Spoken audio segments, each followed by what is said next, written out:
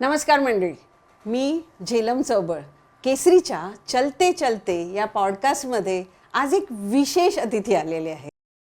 केसरीच्या माय fair लेडीसोबत तर ते brand ambassador म्हणून होतेच, परंतु एक उत्तम actor, director, show host, producer आणि झी टी व्ही मालिकेतल्या होम मिनिस्टरमुळे महाराष्ट्राच्या घराघरात पोचलेलं नाव. ॲक्च्युली महाराष्ट्राच्याच नाही तर जिथे जिथे मराठी माणसं आहेत देशाच्या बाहेरसुद्धा तिथपर्यंत पोचलेलं नाव म्हणजे आदेशजी बांदेकर. हे आज आपल्याबरोबर आहेत. आदेश, तुझं केसरीच्या चलते चलते या पॉडकास्टमध्ये खूप खूप स्वागत. धन्यवाद. सगळ्यात आधी मला बरं या गोष्टीचं वाटतंय की आधी तू असं माझं जे काही सुरुवातीला कौतुक करायला सुरुवात केली आणि त्यानंतर मला असं वाटलं की आता तू ओझाव करणार की काय, पण शेवटी आदेश तुझं असं म्हणून आपलं असल्याची जी भावना तू व्यक्त केलीस त्याबद्दल धन्यवाद.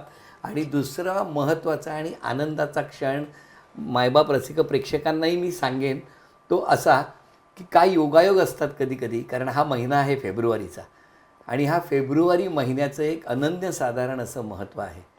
कारण कधीकधी ना काही काही व्यक्ती शरीराने गेल्या असं आपल्याला वाटत असताना मनानं आपल्या आचरणामध्ये कायम एक आपल्या स्मृती आपल्यासोबत ठेवून जातात.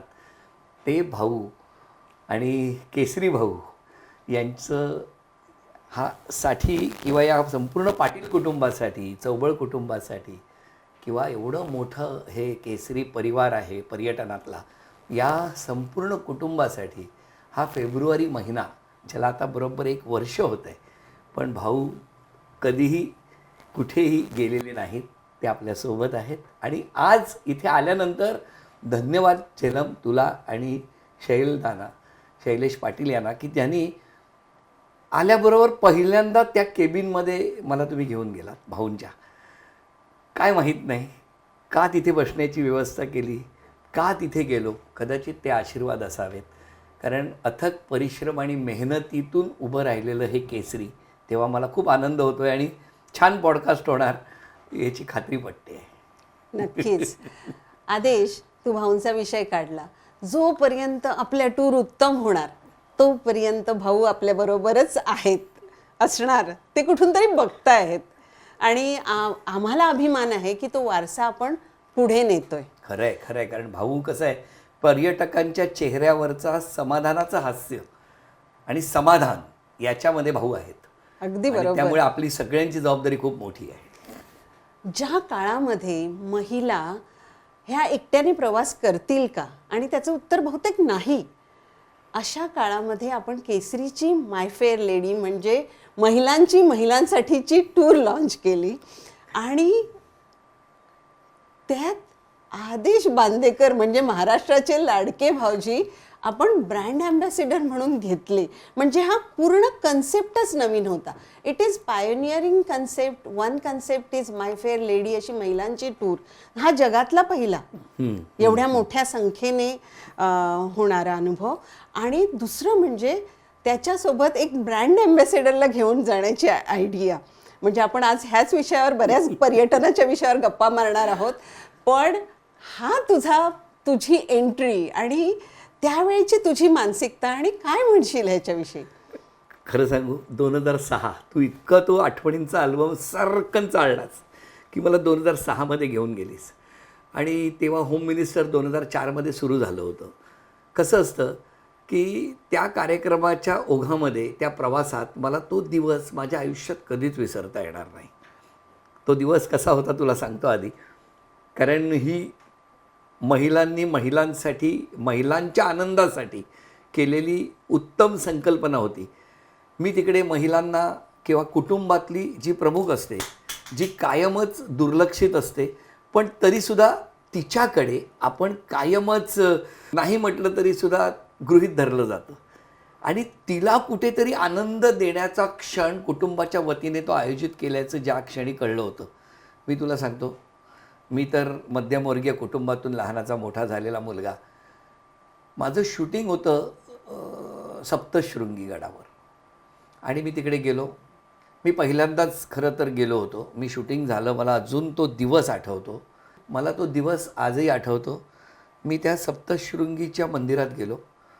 मंदिरात गेल्यानंतर खूप गर्दी होती, पडदा बंद होता आणि आता कधी पडदा उघडणार म्हणून आम्ही असे उभे आणि सारखं तो पडदा बाजूला झाला. आणि तुला सांगू, मी त्या देवीचं ते महाविशाल रूप आजही माझ्या डोळ्यात आहे. म्हणजे त्यानंतर मी अनेक वेळा गेलो, पण त्यावेळेला ना असं काहीतरी वेगळं चैतन्य असल्यासारखं मला जाणवलं. मी नमस्कार केला. नमस्कार करत असताना त्या गर्दीमध्ये ना खिशात असलेल्या मोबाईलमध्ये गुर्र गुर्र गुर्र गुर्र असा व्हायब्रेटर चालू होता. पण मला वाटलं नाही काय आहे. मी तिकडनं बाहेर येताना पटकन बघितला तर एक अननोन नंबर होता. एकतर त्या गडावरती रेंज येत नाही, त्याच्यात तो अननोन नंबर.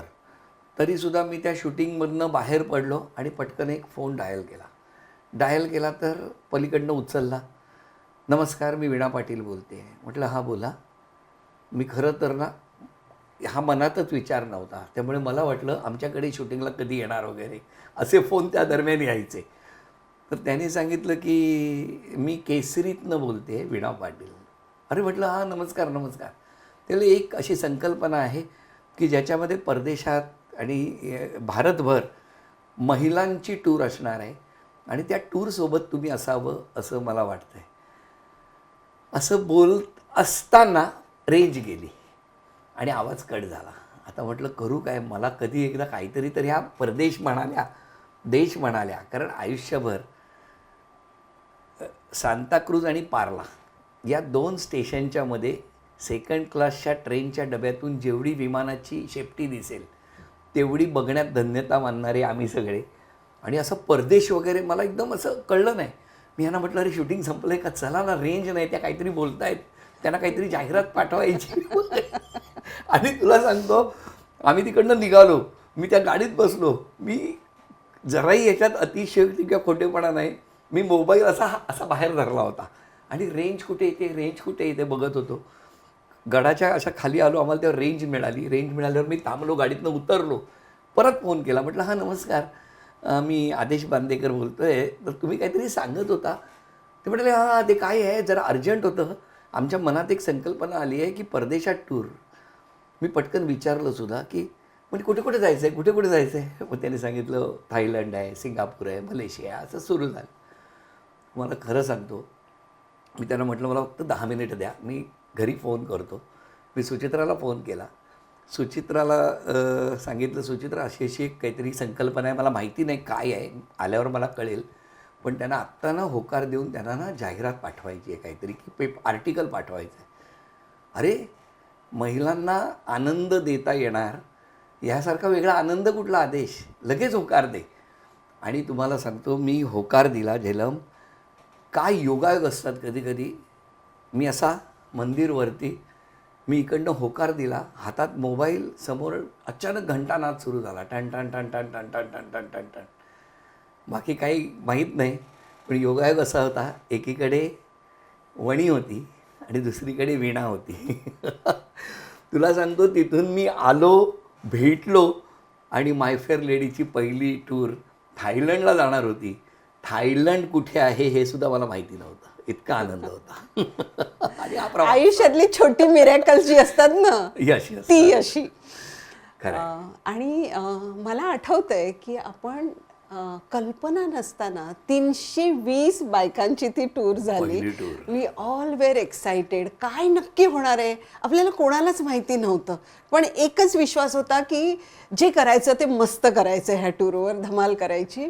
आणि मला असं वाटतं आपल्या त्या महिला जर आज आपलं पॉडकास्ट बघत असतील त्यांनाही ते दिवस पटकन नजरेसमोर येतील. कारण मी तर तुला सांगू, तू आता म्हणतेस तेव्हा जर कार्यक्रम बघत असतील, पॉडकास्ट असतील आणि जर पहिल्या टूरला त्या 320 जणी आलेल्या जर कुठे त्यांनी ऐकलं, तर मी त्यांना सांगेन की केसरी ऑफिशियलचं जे इन्स्टा पेज आहे त्याच्यावरती किंवा फेसबुकच्या पेजवरती तुमचा त्यावेळेचा आठवणीतला फोटो तरी पाठवता आला तर बघा, कदाचित तो आठवणींचा अल्बम एक आपल्याला खूप मोठी प्रेरणा देऊन जाईल. मोठी प्रेरणा देईल.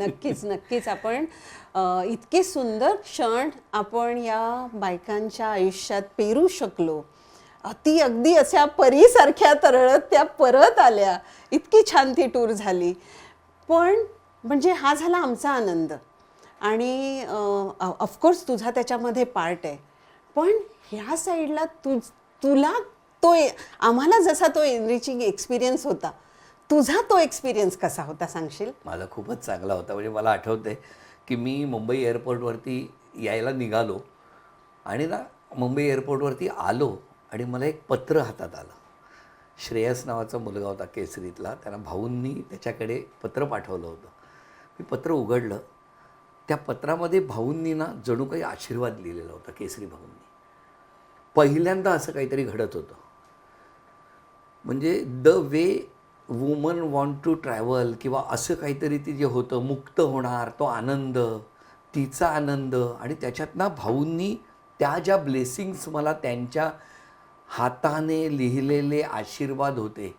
मला असं वाटतं ते आशीर्वाद घेऊन ज्या क्षणी आपण उड्डाण केलं थायलंडसारख्या त्या स्वप्ननगरीमध्ये, मी म्हणेन, कारण थायलंड हे डेस्टिनेशन तसं बघितलं तर तिथे पुरुष मंडळी फिरायला जाणार, कॉलेजचे जाणार, असे त्यावेळेला एकंदरीत भावना होती.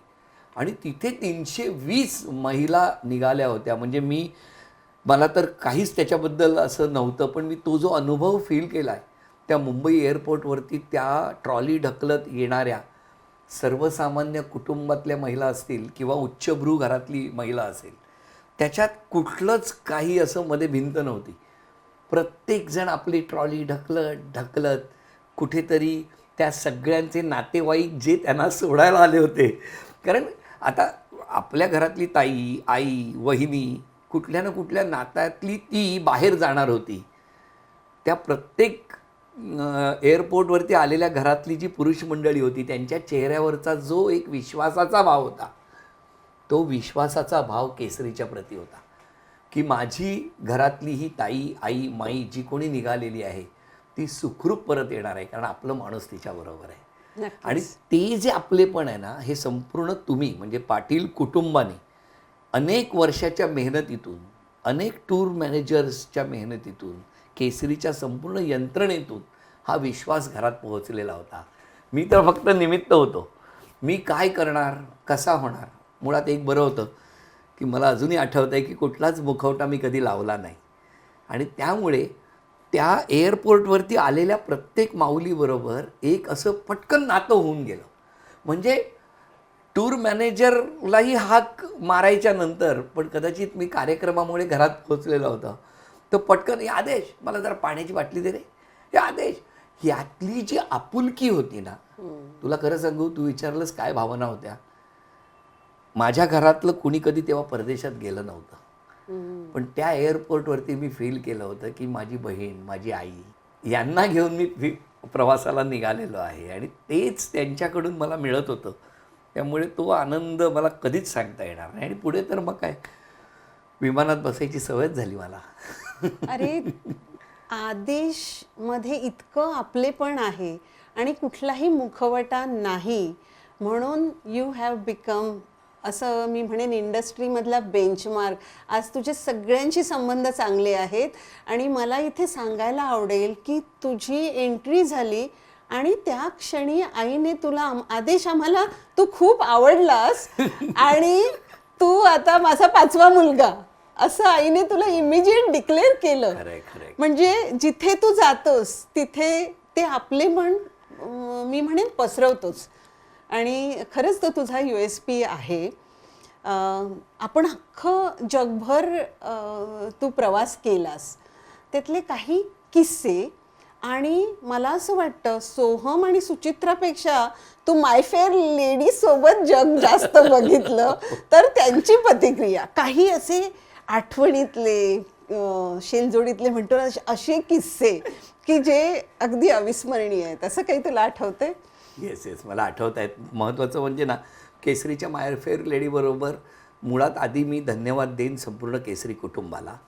जीजी, म्हणजे जीजीने जे संस्कार केलेत तुम्हा सगळ्यांवरती, केसरी भाऊंचं एक ते छान आपलेपणातला भाऊ, आणि त्याचबरोबर ना जीजींची शिस्त. नाही, मला असं वाटतं ना की पर्यटकाला जी स्वप्न आहेत ती ती पूर्ण करण्याचं पर्यटन क्षेत्रातलं एक अग्रेसर नाव आहे केसरी.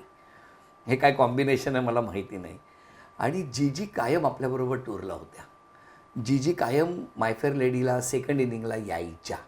आणि हे येत असताना सगळ्यात महत्त्वाची गोष्ट म्हणजे आता तुम्ही तर पाटील कुटुंबातले, पण संगीता हे तुमच्या कुटुंबात आलेल्या, पण त्या टूर करत असताना सुद्धा ना तुम्ही कायम, मी तुम्हाला बघितलं आहे सगळ्यांना, म्हणजे याच्यात कुठेही जराही बडेपणा नाही, मोठेपणा नाही आहे, पण मी तुम्हाला बघितलं आहे की तुम्ही एका कंपनीचे कुणी डायरेक्टर आहात किंवा कुणी आहात हे कधीच जाणवलं नाही.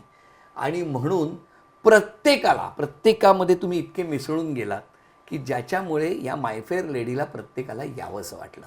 आता माझ्या बाबतीत जर तू म्हणालीस की सुचित्रा किंवा सोहम यांच्यापेक्षा जास्त मी मायफेअर लेडीमुळे जग बघितलं, तर होय 100% मी जग बघितलं. याचं कारण मला ह्या टूरने ना खूप काही शिकवलं. तुला एक प्रसंग सांगतो. थायलंडलाच आपण होतो. एक जगताप नावाच्या आजी होत्या, आई होत्या, त्यांच्याबरोबर त्यांची मुलगी होती. आणि थायलंडच्या पटाया बीचवरती खेळता खेळता त्यांना अस्वस्थ वाटायला लागलं. आणि ज्या क्षणी त्यांना अस्वस्थ वाटलं, तुम्हाला सांगतोय, आपल्या केसरीतले सगळे टूर मॅनेजर त्या टूरवर असणारे त्या माऊलीला आपली घरातली ताई किंवा आई आजारी पडल्यावरती काय भावनेने उचलतील. म्हणजे टूर एकीकडे, दुसऱ्या बाजूला ह्यांना अचानक काहीतरी अस्वस्थ होत आहे, त्यांना घेऊन गेले, हॉस्पिटलला नेलं. आम्ही इकडे टूर कंटिन्यू केली, धमाल मजा मस्ती सगळ्यांची सुरू होती. आणि संध्याकाळी कळलं की त्यांचं आता तिकडे आपल्याला हार्टमध्ये काहीतरी प्रॉब्लेम झाला त्या माऊलीला. आणि मग एन्जिओप्लास्टी करावी लागणार आहे. काय विश्वास होता. त्या जगताप आईंचा चेहरा आजही माझ्या नजरेसमोर आहे. तिकडनं जे वेळेला केसरीच्या कार्यालयातून त्या टूर मॅनेजरनी पटाया बीचवरून आपण पलीकडे आलो, हॉस्पिटलाइज केलं आहे. आणि त्याच्यानंतर जेव्हा मुंबईत फोन केला, पटाया होतं, दुबई होतं किंवा असं कुठलं तरी डेस्टिनेशन होतं, मला अजून आठवत. आणि फोन केला, ज्या क्षणी फोन केला ना, काय समोरच्यांचा फोन होता. कारण तो फोन जेव्हा सुरू होता त्यांनी समोरून सांगितलं की आम्ही निर्धास्त आहोत, तिला काही होणारच नाही आहे, कारण केसरीबरोबर ती गेलेली आहे. तुम्हाला सांगू, हॅट्स ऑफ. त्यांची एन्जिओप्लास्टी झाली. एन्जिओप्लास्टीनंतर केसरीचे टूर लीडर्स सगळे, प्रणाली वगैरे, ही जाऊन तिथे बसत होते रात्रभर.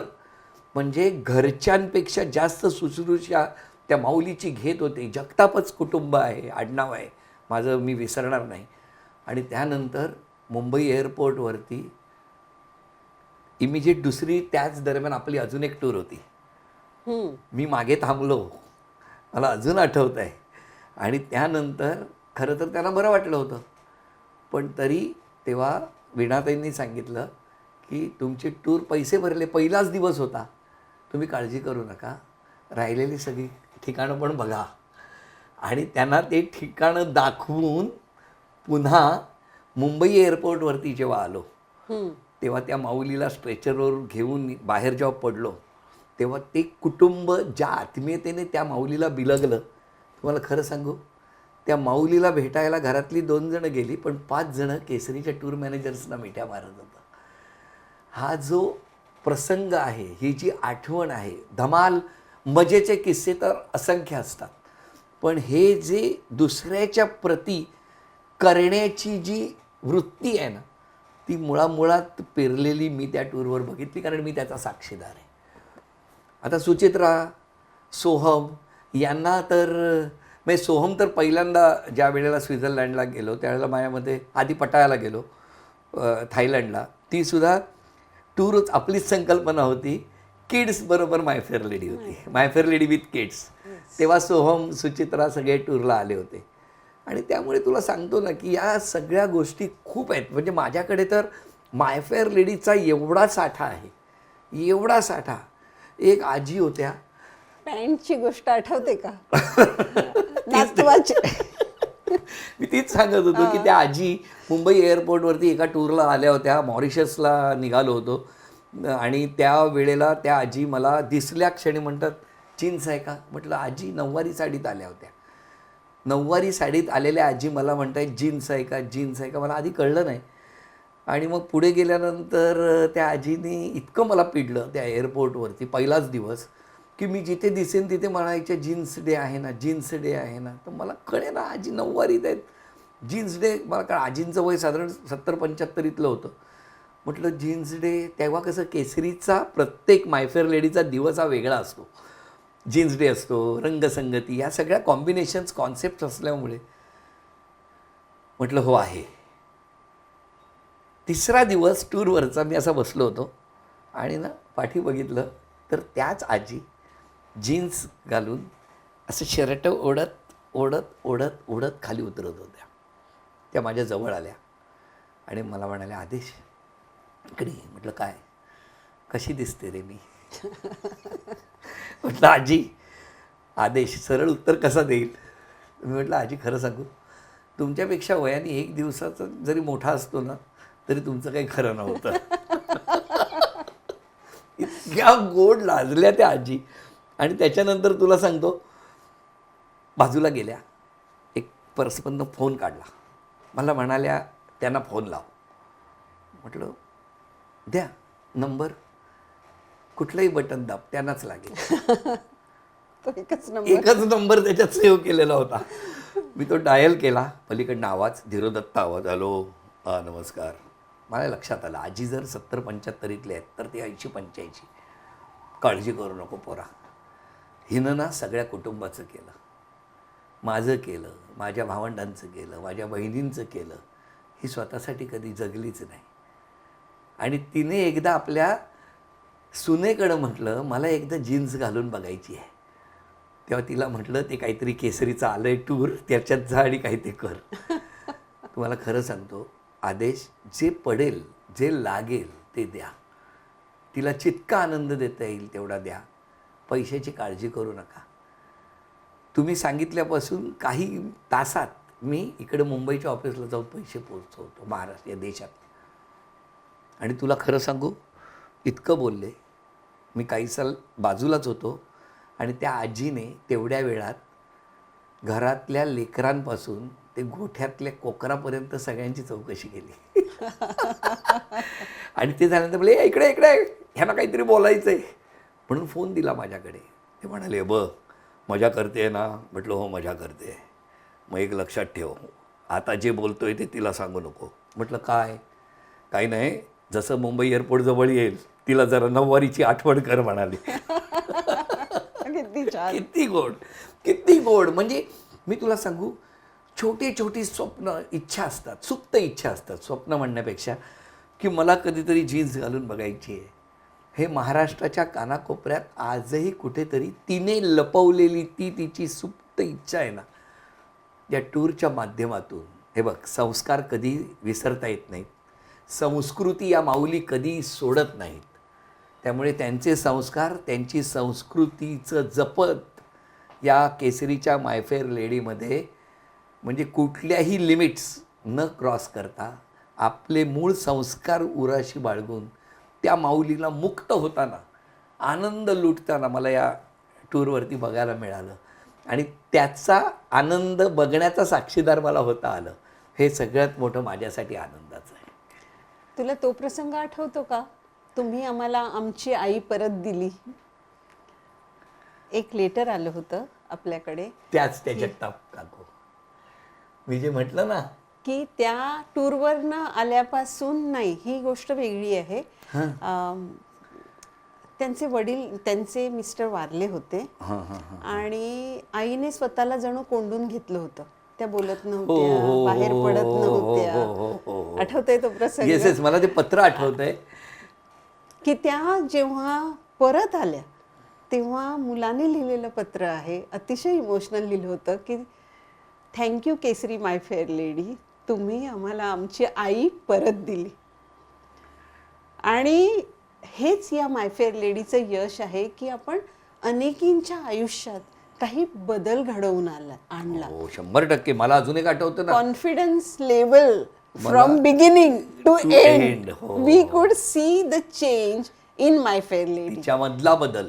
तिच्यामधला मी कशाला, अजून एक होत्या ना खडकवासला का कुठल्या तरी त्या सरपंचबाई आल्या होत्या आणि त्या आल्या होत्या, त्या डोक्यावरून पदर होता आणि कशा ह्या टूर करणार आणि त्याच माऊलीला पुढच्या टूरला एक आनंदानं पुन्हा कुटुंबाने पाठवून एक यथेच्छ आनंद लुटताना मी बघितलेला आहे ना. तो किती बदल आहे प्रत्येकीमधला. तुला एक मी अजून प्रसंग सांगतो, किती बारीक बारीक मोमेंट्स असतात. आपण सिंगापूर मलेशिया टूर केली होती आणि फॅशन शो सुरू होता आणि ना अशा कमी उंचीच्या एक आजी होत्या एकट्याच राहणाऱ्या आणि मला माहीत नाही असं काहीतरी झालं आणि त्याच्यात ना काहीतरी गाणं लागलं आणि त्या आजीनं मी असं लहान बाळासारखं उचलून घेतलं आणि उभं ठेवल्यावर त्यांनी जी माझी कॉलर पकडली आणि इतक्या ढसाढसा रडायला लागल्या, मला घाम फुटला भर AC मध्ये की मी काहीतरी चुकलो असं मला आयुष्यात त्या दिवशी वाटलं. पण त्यांनी मला इतकं घट्ट पकडलं, इतक्या ढसाढसा रडल्या आणि मला म्हणाल्या की आदेश हा क्षण माझ्या आयुष्यात यावा याची वाट बघत होते, कारण तिची दोन्ही मुलं परदेशात निघून गेली आहेत. ती जी गेली ती परदेशातच कायमची स्थिरावली. ती म्हणते मी फक्त वाटेकडे डोळे लावले की कधीतरी माझ्या मुलांनी यावं आणि मला फक्त 2 क्षण जवळ घ्यावं. आदेश तू हे काय का मला जवळ घेतलं. मी खरं सांगू, माझ्या मनात त्या आजीचं जे रडणं होतं ना त्या संपूर्ण टूरमध्ये, म्हणजे तुला सांगतो आपल्या टूरवर घडलेलं आहे. त्यांनी सगळ्या हातातल्या बोटातल्या अंगठ्या काढल्या, माझ्या हातावर ठेवल्या, गळ्यातलं काढलं, माझ्या हातावर ठेवलं. मला म्हणाले सोन्याच्या वस्तू ह्या तुला ठेव, कारण हे तुझं आहे, आता तुझं आहे, तू माझा मुलगा आहेस. मी खरं सांगू त्यातलं काही घेतलं नाही. आजीला सगळ्यांसमोर म्हटलं फक्त तो हात द्या आणि डोक्यावर हात ठेवा, आशीर्वाद द्या. मला सांग ना, हे जे प्रसंग अनुभवायला मिळतात हे काय आहेत ग, हे कसे मिळतात आणि हे मला अनुभवायला मिळाले या टूरवरती. मी भाग्यवान आहे. ॲब्सोल्युटली. आपण सगळे भाग्यवान आहोत, कारण आपण एवढ्या हजारो माय फेअर लेडींच्या आयुष्यात असे आनंदाचे क्षण देऊ शकलो. त्या माय फेअर लेडीने आज जग बघितलंय. आता नुकतीच एक माय फेअर लेडी गेली होती, म्हणजे विथ किड्स झाली, त्याच्यानंतर सासू सुनेची माय फेअर लेडी झाली आणि सुचित्रा ज्या टूरला आली होती ती बाई पण भारी देवा. ती पण 250 बायकांना घेऊन आपण थायलंडला गेलो आणि तिथे आपण नऊवारी नेसून ते मंगळागौरीचे गेम खेळलो. अशा अनेक आठवणी आपल्याकडे आहेत. पण आदेश, मला इथे एक प्रसंग आठवतोय की ह्या माय फेअर लेडीजच्या टूर्स करत असताना तू थायलंडला होतास आणि इथे तुझ्या आई वारल्या. नॅचरली तू परत आलास, पण तू एक गोष्ट केलीस विच इज अनथिंकेबल आणि आम्हाला त्यामुळे तुझा आदर खूप वाढला. We are really proud of you. तू जे केलंस की काम महत्वाचं आठवतंय मला असं वाटतं की तो पहिला एकंदरीत पर्यटन क्षेत्रातला एक मोठा इतिहास घडला होता त्याच वर्षी की 800 जणी टूरला येणार होत्या. म्हणजे केसरीच्या मायफेअर लेडीवरचा जो विश्वास होता, 400 जणींचा पहिला ग्रुप होता, दुसरा 400 जणींचा होता आणि पहिली टूर्सची सांगता होत असतानाच तो फोन आला होता. आणि तो फोन जेव्हा आला तेव्हा पहिला ग्रुप दुसऱ्या दिवशी इंडियात यायला निघणार होता आणि दुसरा ग्रुप पोहोचणार होता आणि मला सांगण्यात आलं की तिकीट दिलं मला पटकन आणि आत्ता तुला जरा मुंबईला जायचं आहे आणि उद्या परत ये, असं मला वीणाताईंनी सांगितलं. उद्या परत ये. कारण तेव्हा काय झालं होतं, बातमी नाही खूप म्हणजे शेवटचा स्टेज होता. कदाचित तुमच्याकडे ती बातमी आली होती, ती माझ्याकडे नव्हती. आणि मी निघालो तिथून, इथे आलो. मला अजून आठवतं आहे, मी ICUमध्ये गेलो आणि ICUत ज्या क्षणी गेलो, आई असं म्हटल्यावर आईने माझे डोळे उघडले आणि डोळे बंद केले. त्या दिवशी आई गेली.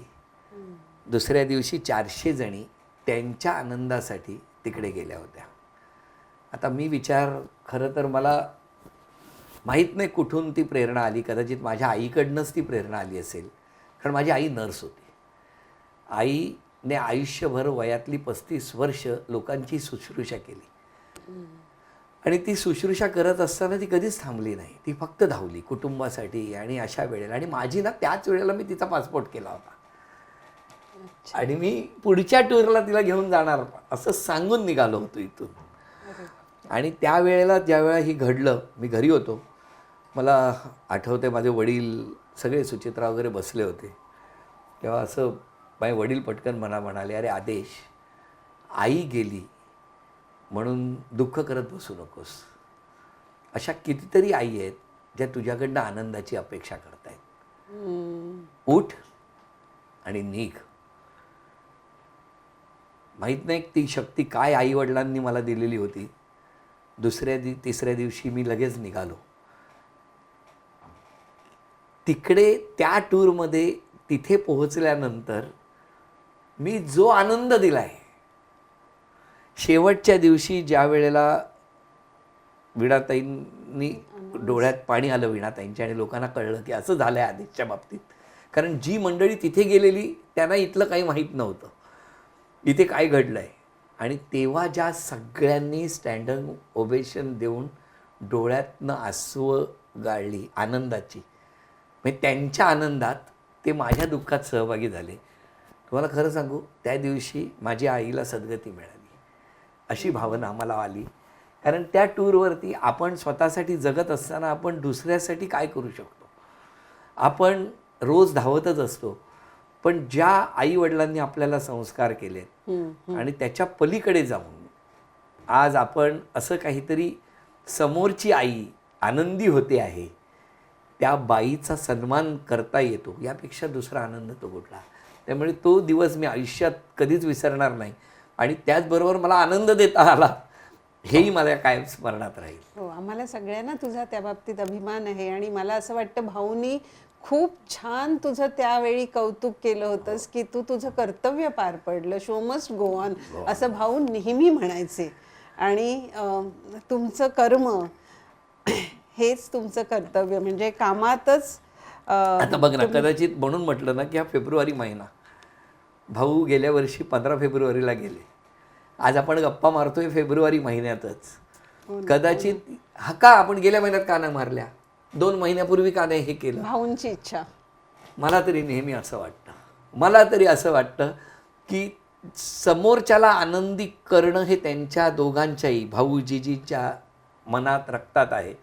आणि कदाचित म्हणून फेब्रुवारी महिन्याची निवड झाली असेल कदाचित. वास्तू तथास्तू म्हणते. वास्तू नेहमी तथास्तू म्हणते. अगदी बरोबर. आता आपण यावर्षी 8 मार्च जवळ येतोय, म्हणजे महिला दिन. आणि त्या महिला दिनी आपण क्रूजवर जाणार आहोत. पुन्हा एकदा तो कारवा सुरू होतोय, तर पुन्हा एकदा ती धमाल आपण एकत्र करूयात आणि करणारच आहोत. हा झाला माय फेअर लेडीचा आणि प्रवास. पुन्हा एकदा मी आयुष्यात पहिल्यांदा क्रूजवर जाणार आहे. अरे वा, क्या बात है, क्या बात है. म्हणजे ती धमाल पुन्हा करणार. हा, आदेशही पहिल्यांदा जातोय, आपणही पहिल्यांदा अशी क्रूज टूर करतोय. आणि अनेक अशा महिला येणार आहेत, त्यांचाही हा क्रूजचा अनुभव पहिल्यांदाच असणार आहे. त्यामुळे आपल्याला पुन्हा सज्ज व्हायला पाहिजे. आणि तीच धमाल आपण ह्या टूरवरही करणार आहोत. हा झाला माय फेअर लेडीचा प्रवास. पण तू जेव्हा प्रवासाला जातो, तुम्ही जेव्हा फॅमिली म्हणून प्रवास करता, तेव्हा तू अशी कुठली स्थळांना प्राधान्य देतो? समुद्रकिनारे, डोंगर दऱ्या, का निसर्ग सौंदर्य? मला सुचित्राचं आणि माझं जेव्हा जेव्हा बोलणं होतं ना, आधीच कुठे जायचं फिरायला, तेव्हा माझं एकच ठिकाण ठरलेलं असतं, पण ती मला तिकडे नेत नाही किंवा जाऊया म्हणत नाही. माझं अत्यंत आवडतं जगातलं पर्यटन स्थळ म्हणजे स्वित्झर्लंड. वाटलंच मला. आणि तिचं म्हणणं असतं की आपण दरवर्षी कुठेतरी वेगळीकडे जाऊया, वेगळं जग बघूया, हे मान्य आहे. पण मला तिथली शांतता, तिथलं ते सगळं एकंदरीत छान वाटतं. मला नेहमी आवडतं मला तिथे जायला. स्वित्झर्लंड आहे असं तुम्हाला तिकडे शोधण्यासाठी जाता येईल. पण आपल्या देशात पण अशी गोष्टी आहेत, अनेक ठिकाणं आहेत जिथे माय फेअर लेडी अख्खा भारत सुद्धा मला तर माझ्या ट्रेनला काश्मीरला बघायचं आहे. ट्युलिप गार्डनची असते ना दरवर्षी. कारण मायसर कारण आपल्या देशासारखा देश नाही, आपल्या देशासारखी पर्यटन स्थळं नाही. मी तर जेवढा महाराष्ट्र फिरलो, कारण कार्यक्रमाच्या निमित्तानं सलग 20 वर्ष, म्हणजे 10 लाख किलोमीटरपेक्षा जास्त मी रस्त्याने प्रवास केलेला आहे.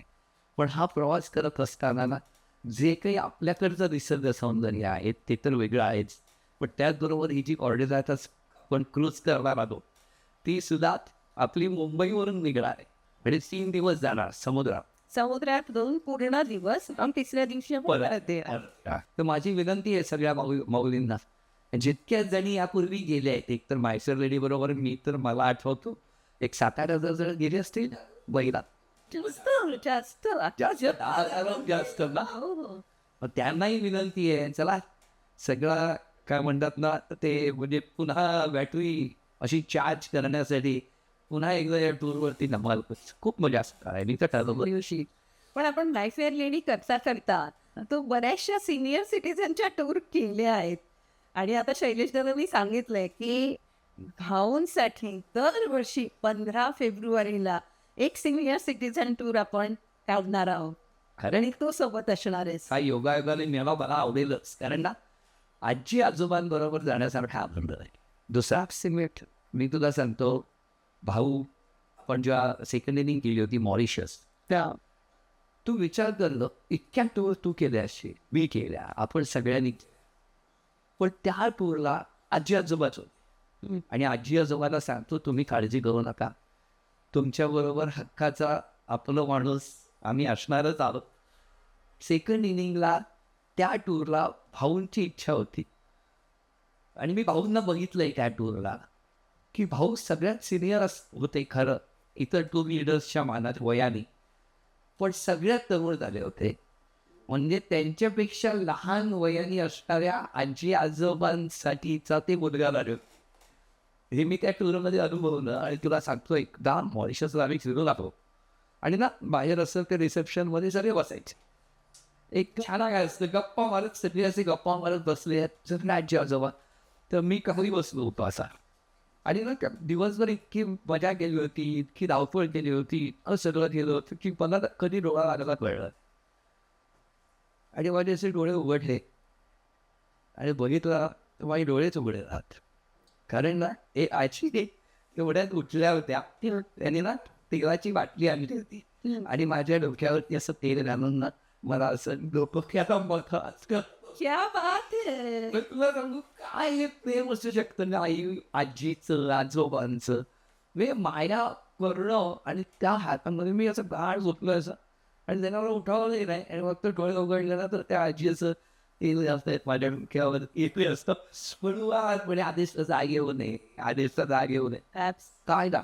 आहे ना. 3 दिवसापूर्वी आमचा परिचयही नव्हता आणि 3 दिवसानं त्या माऊलीला असं करावं असं वाटतं. दुसऱ्या एक छोट्यानंतर आहे त्याच्यापेक्षा एनर्जी डबल नाही, यापेक्षा वेगळा चार्जर आहे.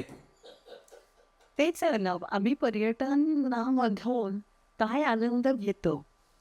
तर हे प्रेम म्हणजे माझ्या डोक्यात व्हॉट इज माय वेल्थ, तर दिस इज अवर वेल्थ. हा आशीर्वाद, हा आशीर्वाद आणि हे आनंदाचे क्षण हा आपला आशीर्वाद आहे. खरे तोच घेऊन आपण पुढे जात असतो आणि तेच आपलं बळ आहे. आज म्हणजे भाऊंनी 50व्या वर्षी आपली कंपनी सुरू केली केसरी टूर्स. आणि जेव्हा म्हणजे आम्हाला अधिकारच नाही आहे थकण्याचा, का थकावं आम्ही. भाऊंची सुरुवात होती आणि आम्हाला फक्त पुढे न्यायचं आहे. तर हा केसरीचा पाया आहे असं म्हणता येईल. तुला सांगू आणि ते नातं आजही टिकवत आहे. म्हणजे आज मी तुला सांगतो काही दिवसापूर्वी माझा एक कार्यक्रम होता, 5,000च्या महिलांचं गर्दी होती. आणि त्या गर्दीतून मी जेव्हा निघालो तर एक आजी माझ्या गाडीच्या जवळ उभ्या होत्या आणि गर्दी ना सगळ्याची ढकलली होत होती. तर तुम्ही बघितलं त्यांनी मला तसं ना रुमाला बांधलेलाही डावा ते काय माहीत नाही पण काकाचे दिवस पण बोलायच ना जाताना 2 गाडूचा इथं मला थांबलं नाही वाटत. तुम्ही आपण टूर केली आहे, आपण टूर केली आहे टूर ते मला तर आठवत नाही, तर आपण टूर केली आहे. आता अर्थात टूर केली म्हटलं तर मागच्या वेळी किंवा सेकंड इनिंगला जाण्यासारखा आनंद नाही. आणि म्हणून मी अनेक आजी आजोबांना सांगतो की ज्यांना म्हणजे आजी आजोबाच असं म्हणणार नाही, पण ज्यांना वाटतं की मी फिरू शकत नाही त्यांनी निर्धास्त राहा. वेळ पडली तर व्हीलचेअरवरही फिरू, पण तुम्हाला तुमचा ते स्वप्न पूर्ण करण्यासाठी आम्ही सगळे कंबर कसं. Absolutely absolutely. आपल्या अशाच गप्पा खूप वेळ आपण मारू शकतो नाही का एकाच विषयावर. पण आदेश आपली मुलाखत संपण्याआधी कसं आहे ना, हा झाला आपला माय फेअर लेडीचा प्रवास. पण आम्हाला माहिती आहे आदेशचा एक प्रवास आहे, एंटरटेनमेंट इंडस्ट्रीमधला प्रवास आहे. आणि तो आदेशचा प्रवास हा स्ट्रगल पूर्ण, व्हेरी इंटरेस्टिंग. आणि मला असं वाटतं नवतरुणांना ज्यांना मध्ये करिअर करायचं आहे त्यांच्यासाठी तो इन्स्पायरिंग आहे. मला थोडंसं म्हणजे आपल्या प्रेक्षकांना सुद्धा थोडंसं त्याविषयी ऐकायला नक्कीच आवडेल. काय मुलात ना पडेल ते काम कामाला देव मानतं आणि कायम समोरच्याचं चांगलं चिंतन या गोष्टीवरच अभिनयनगरच्या त्या आमच्या कारण माझा जन्म अलिबागचा. माझे वडील शासकीय सेवेत होते, आई नर्स होती. त्याच्यामुळे आईची जशी जशी बदली होणार तशी तशी ती नर्स म्हणून आता सगळ्या सुविधा आहेत. पण तेव्हा कधी बोरली मांडला होती, कधी मालेगावला होती आणि मग कधी कारण सुरुवातीला ती शासकीय सेवेत मुंबईत आल्यावरती मुंबई महानगरपालिकेत.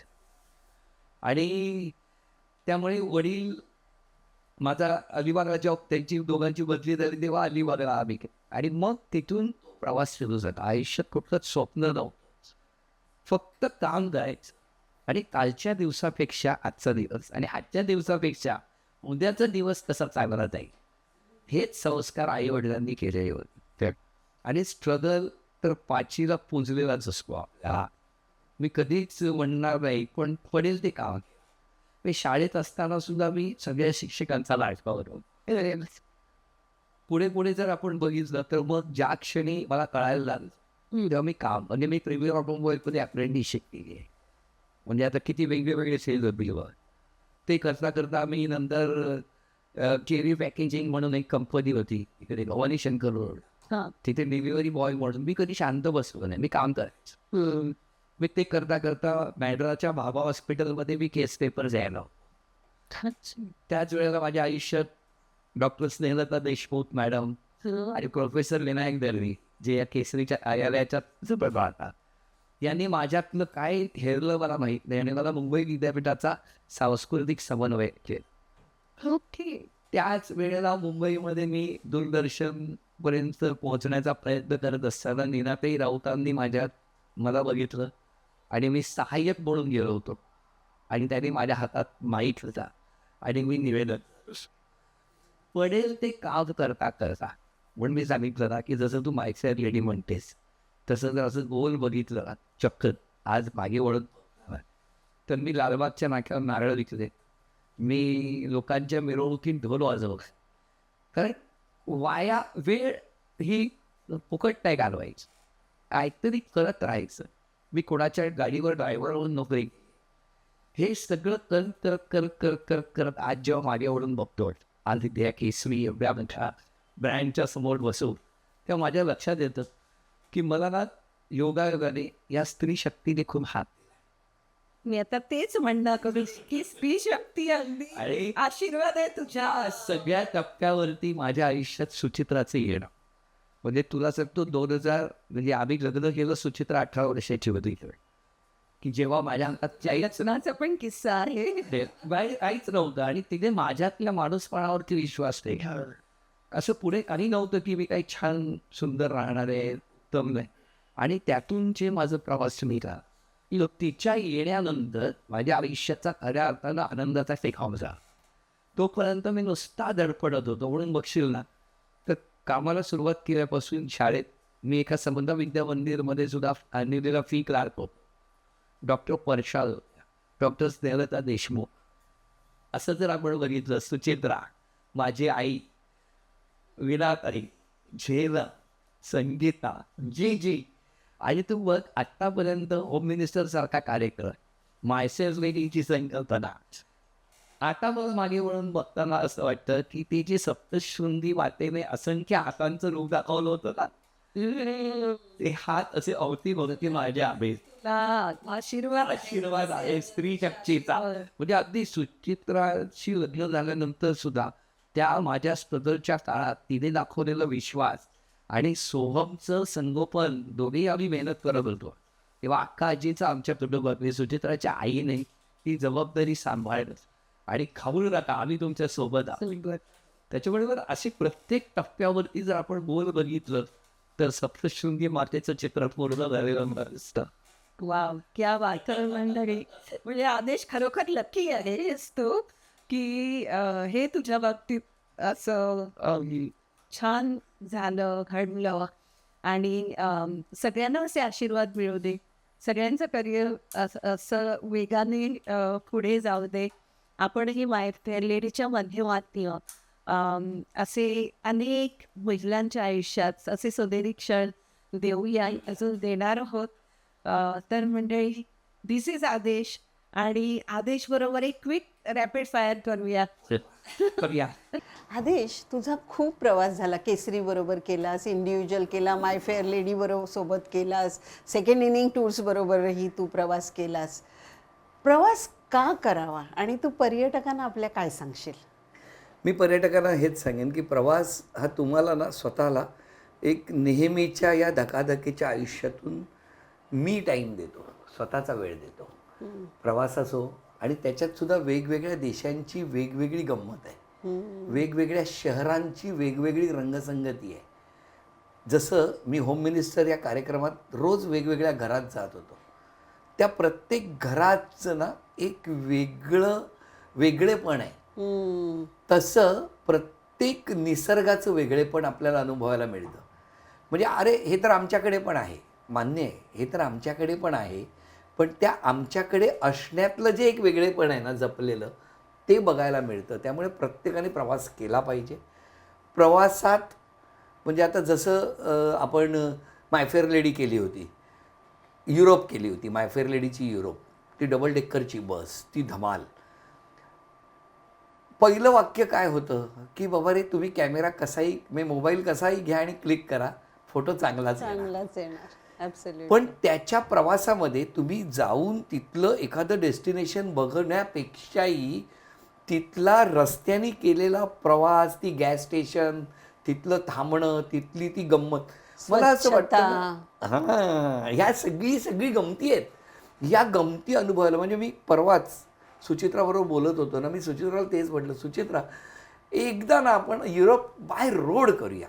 आपण नुसतं तू बघ, तिला मी सांगतोय, ती समजण्याचा प्रयत्न करते, पण मी जे काही सांगतोय हे तिला तिथे गेल्याशिवाय कळणार नाही हे मला माहिती आहे. ती संस्कृती, ती गंमत, त्या तिकडचं मी तुला सांगतो ना, मी स्वित्झर्लंडचा मला आवडतं का, एक ना मी असं आपली माय फेअर लेडीजची टूर येणार होती आणि मी आधी पोहोचलो होतो. त्या वुडन शॅलेसारखं एक छोटंसं असं हॉटेल होतं, तिथे मी जाऊन पोहोचलो आणि ग्रुप संध्याकाळी येणार होता. मी काय केलं, गेल्याबरोबर आंघोळ करून सवयीप्रमाणे येऊन खाली बसलो. काही नव्हतं, पण तिथे बसल्यानंतर समोरची घरं, त्या घराबद्दल असलेलं कुतूहल, आपण इकडे अवतीभोवती असंख्य माणसं बघतो, तिथे मला माणूस मग त्या घरात राहत असेल का, मग तो बाहेर येत असेल का, आणि मी बघितलं हे मनातले प्रश्न येत होते. आणि मग एक असा दरवाजा उघडला, एक छान व्यक्ती बाहेर आली, त्यांची फॅमिली बाहेर आली. त्यातले एकाने कटर घेतला, एकाने काम केलं, एकाने गार्डनिंग सुरू केलं, एकाने तिकडे काही गुरांना हे केलं. असं ते सगळं बघत असताना हे झाल्यानंतर परत तो माणूस गेला. परत ते थोड्या वेळाने मी जेथे बसलो होतो त्या कॅफेमध्ये येऊन बसला. त्याने मस्तपैकी काहीतरी खायला घेतलं, त्यांनी खाल्लं, परत ते गेले. मी तुला सांगू, संध्याकाळी 6 वाजेपर्यंत ना त्या 2 घरातल्या लोकांना फक्त ऑब्झर्व करणं, ते त्यांचं काम करत होते. थोडक्यात पर्यटनामध्ये हे पर्यटन आपल्यासाठी खूप आवश्यक आहे. म्हणजे मी, सुचित्रा आणि सोहमसुद्धा ना असे ठरवून जायचो. आत्ता गेल्या 2-3 वर्षात आमचं जाणं झालं नाही या धावपळीत आफ्टर कोरोना.